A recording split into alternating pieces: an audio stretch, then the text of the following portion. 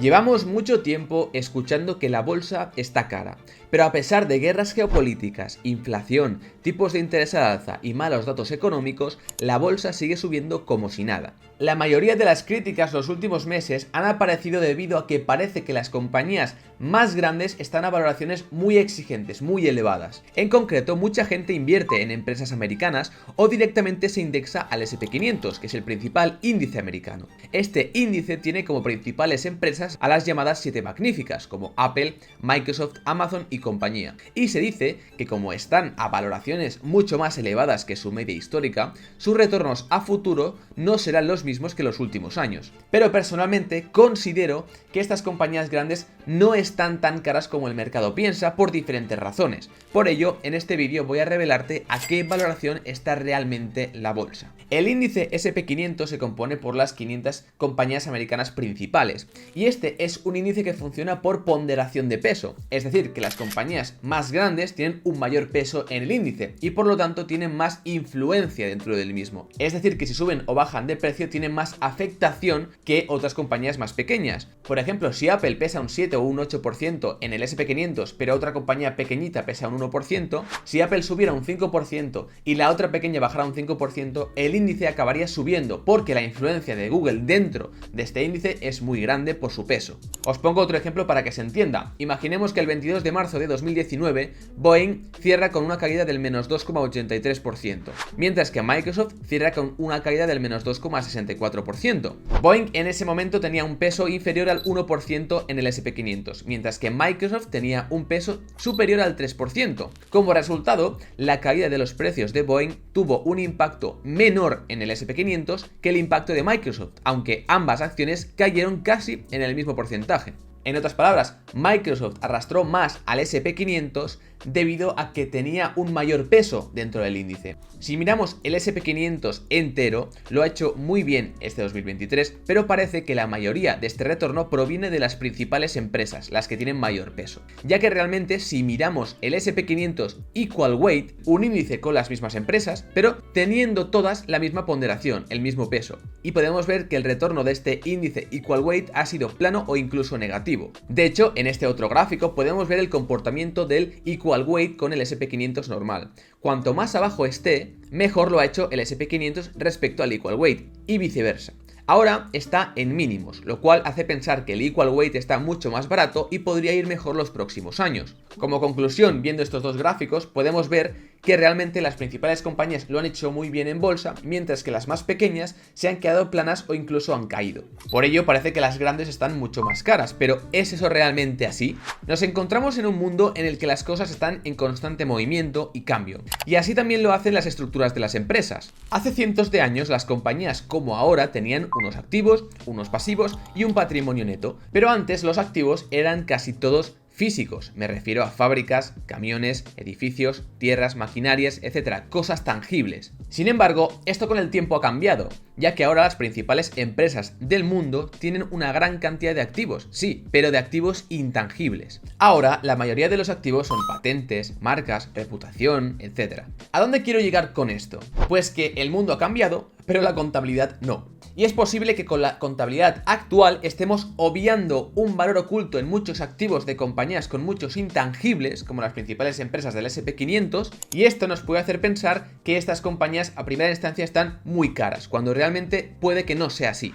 En una compañía tenemos tres estados financieros: el estado de pérdidas y ganancias, o P&L, donde vemos los ingresos y los gastos; después el balance, donde vemos los activos, pasivos y patrimonio neto; y por último el estado de flujos de efectivo, o cash flow, donde vemos los cobros y pagos reales de la empresa, la caja que entra y la caja que sale a nivel real. Ya que no es lo mismo, por ejemplo, un ingreso que un cobro, que un gasto o un pago. Yo puedo, por ejemplo, vender mis productos a un cliente y este cliente me envía una factura por valor de 100. Estos 100 me los imputo en el P&L, en el estado de pérdidas y ganancias, como ventas, pero después puede ser que esto no lo haya cobrado todo, es decir, que el cliente me haya pagado el 50%, 50% en caja, en efectivo, pero que el otro 50% lo haya dejado a crédito y por lo tanto no me haya entrado ese caja y el cliente me lo deba como cuentas a cobrar. Y el cash flow te dirá, no, de estos 100 que te has imputado como ingresos en el estado de pérdidas y ganancias a nivel contable, solo has cobrado 50, por lo que esto lo ajustaremos. Para eso sirve el cash flow, para ver lo que realmente entra y sale en la empresa. Ahora, imaginemos que compramos un activo físico y tangible, como una máquina para nuestra actividad productiva,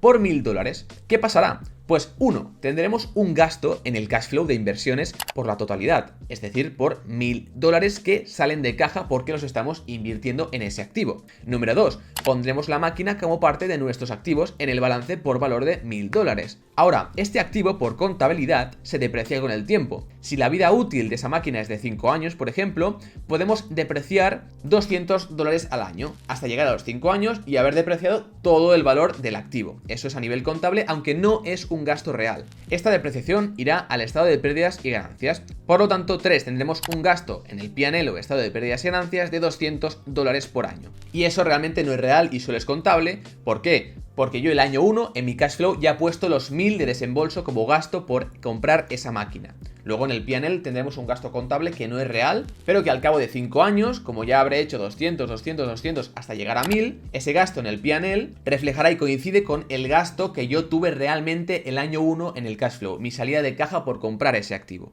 Por lo tanto, todo coincide. Hasta aquí todo bien, hemos visto la afectación de comprar ese activo, de invertir en esa maquinaria. Pero ahora bien, ¿qué pasa con los intangibles? Porque la máquina es tangible, es física, la puedo tocar. ¿Qué pasa con los intangibles que ahora son la mayor parte de los activos de las compañías? Pues que estos normalmente no se contabilizan como inversiones y como activos, sino que como gastos. Es decir, que van en el estado de pérdidas y ganancias como un gasto más, como un gasto operativo, y esto tiene ciertas afectaciones. Es decir, si volvemos a nuestras 3 partidas y ahora imaginemos que gastamos lo mismo, $1000, pero en un activo intangible, pues esto irá directamente al P&L como gasto operativo, y listo. Por lo tanto, no nos reconocemos un activo, no lo capitalizamos. ¿Qué ocurre aquí? Pues como dice el profesor Michael Mauboussin en su paper sobre intangibles, una encuesta realizada a casi 2000 inversores fundamentales reveló que casi el 93% utiliza múltiplos para valorar las empresas. Los más famosos son el PER y después el EV/EBITDA. El PER es el más común y aunque ahora no entraremos a detalle a comentarlo, simplemente es importante entender que el ratio PER nos dice el precio que están dispuestos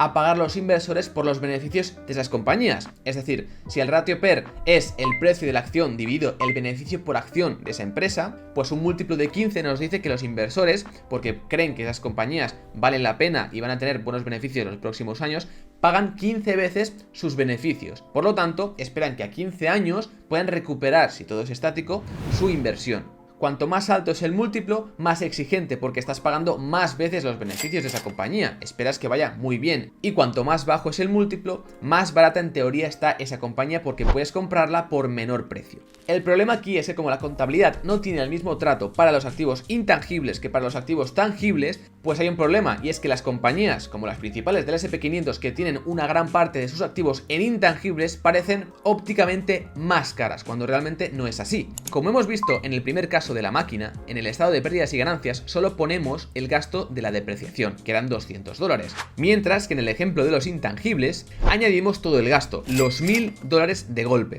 Eso hace que la empresa con intangibles, aun tener la misma situación, tenga un beneficio neto contable más bajo y así cotice a un múltiplo más elevado o caro. Esto se ve con ejemplos como Amazon.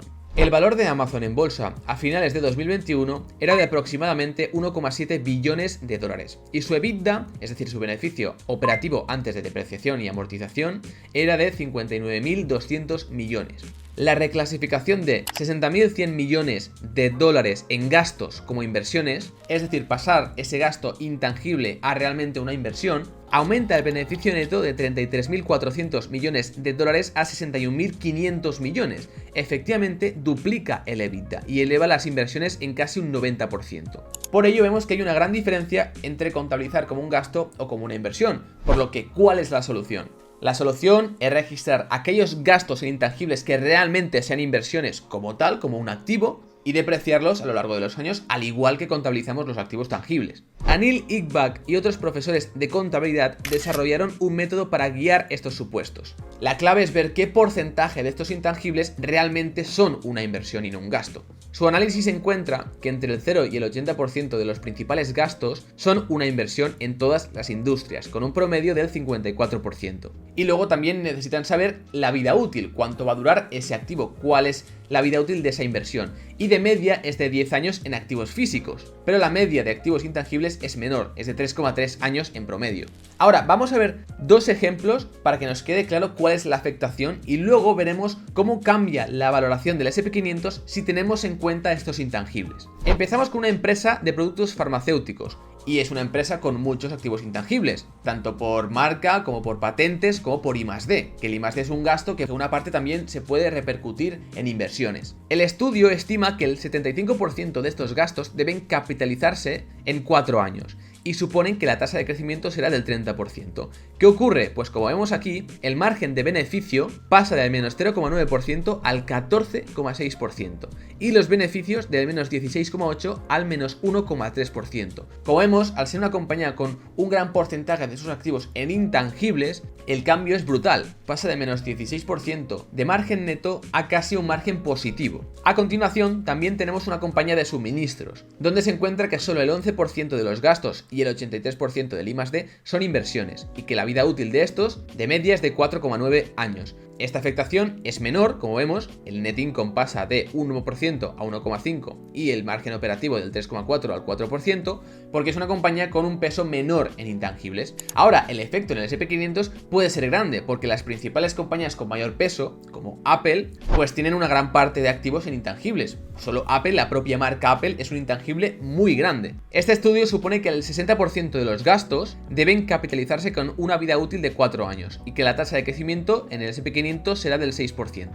Estos datos son de finales de 2021, pero es para que nos hagamos una idea. Lo que podemos ver es que los márgenes suben en todos los casos. El margen EBITDA sube del 21% al 22,5%, el margen operativo del 15,2% al 16,7% y el margen neto del 12,2% al 13,7%. Claro, ese cambio de 1,5% en el margen neto equivale a añadir 170.000 millones de dólares en beneficios. Ahora mismo, el S&P 500 teóricamente cotiza a un PER de casi 19 veces, lo cual está por encima de su media histórica de 16. Pero estos beneficios están sesgados a la baja por este gasto en intangibles que en muchos casos es una inversión. Teniendo en cuenta que el S&P 500 ahora mismo está en 4.700 puntos y si realmente el margen de beneficio neto fuera un 1,5% superior, como hemos visto antes, y los beneficios por acción tuvieran un crecimiento de 5% este 2024 como se espera, pues el PER real del S&P 500 ajustado estaría mucho más cerca de esas 16 veces que su media histórica. Por ello, como vemos, siempre es importante no quedarnos con los datos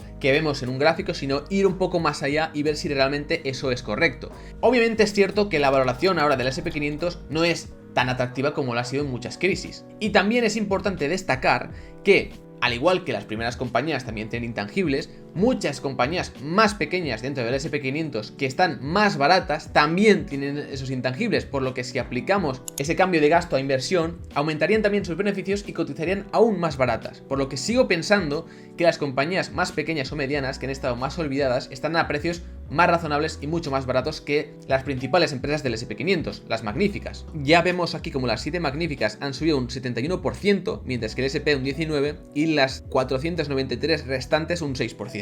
Ya os di un poco mi opinión sobre la inversión pasiva y el hecho de invertir en un índice como el S&P 500 en este vídeo que os dejaré aquí arriba por si os interesa. Pero yo personalmente los próximos años soy más negativo con la inversión indexada, sobre todo en el S&P 500. Ya no solo porque las valoraciones de las compañías principales son más caras que las pequeñas y por lo tanto prefiero tener exposición a small caps o compañías más pequeñas, y también porque ahora la condición económica ha cambiado drásticamente y en los últimos años hemos visto dinero fácil en bolsa con tipos de interés muy bajos y unas condiciones muy atractivas para invertir, sobre todo en compañías de crecimiento, incluso sin beneficios, pero ahora esto ha cambiado drásticamente y creo que estamos acostumbrados a obtener más de un 10% en bolsa invirtiendo en el S&P 500 los últimos años, cuando realmente esto no tiene por qué ser así a largo plazo, y por ello espero que los retornos sean más bajos. Ahora mismo las small caps pesan actualmente un 4% sobre el total del mercado.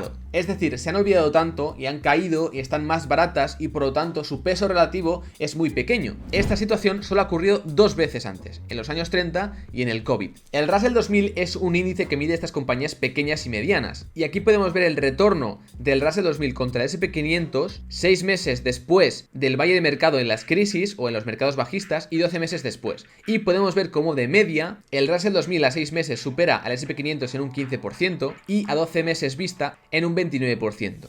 Por ello digo que yo ahora mismo soy un inversor activo y tengo mis propias acciones, y creo que en los próximos años la inversión activa puede ser mejor que la inversión pasiva y puede haber un cambio drástico en cómo se ha comportado la bolsa en los últimos 15 años. Pero realmente, si yo invirtiera a nivel pasivo, sí que lo haría en un índice del S&P 500 equal weight, es decir, que tengan todas las compañías el mismo peso, o directamente iría a un índice de small caps o al Russell 2000 o a un índice que me encajara, pero con compañías más pequeñas porque son las más baratas y las que ante un rebote pueden hacerlo mejor en el mercado. Espero que os haya gustado este vídeo y que hayáis aprendido un poco el tema de los intangibles y cómo afecta esto a las valoraciones en la bolsa. Esto también lo podéis aplicar en vuestras compañías si tenéis compañías individuales en cartera con muchos intangibles. Y sin más, yo os voy a dejar aquí un vídeo con la opinión de si hay una burbuja o no en la inversión pasiva y en el índice S&P 500. Recordad que si os queréis unir a esta comunidad de inversores particulares, que ya somos más de 40.000, pues podéis suscribiros aquí debajo y dejar un gran like, que esto me ayuda mucho a seguir con mi trabajo de divulgación. Y sin más, nos vemos en el próximo vídeo. Un saludo y un abrazo para toda la comunidad.